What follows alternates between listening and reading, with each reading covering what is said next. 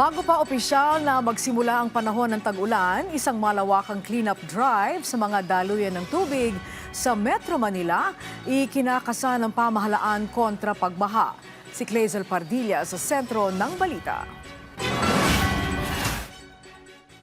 Ikinakasana ng pamahalaan ang malawakang paglilinis at pagtatanggal ng bara sa mga estero at mga daluyan ng tubig sa Metro Manila bilang paghahanda sa tag-ulan. Alinsunod ito sa direktiba ni Pangulong Ferdinand R. Marcos Jr. na paigtingin ang mga hakbang kontrabaha bago ang kasagsagan ng tag-ulan. Sa pakikipagpulong na Executive Secretary Ralph Recto sa mga opisyal ng DOTR, Public Works and Highways, MMDA at Labor Department, plinansya ang mga hakbang laban sa pagbaha. Kabilang ang paglahok ng mga tupad workers na pangunahing tututukan ang paglilinis sa mga drainage system, estero, ilog at iba pang daluyan ng tubig.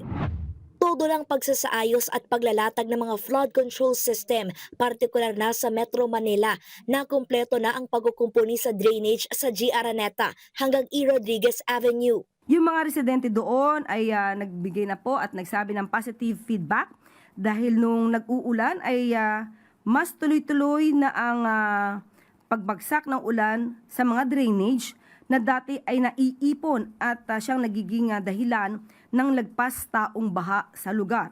Patuloy din ang paghahanda kontra baha sa iba pang panig ng bansa. Sa Tuguegarao City, pinalalim pa ang Pinakanawan Cagayan River para masolusyonan ang lagpas taong baha. Hindi po pinapangako na hindi nababaha, pero ang assurance ay nagtutulong-tulong ang mga concerned agencies to ensure na mas mabilis humupa ang tubig baha.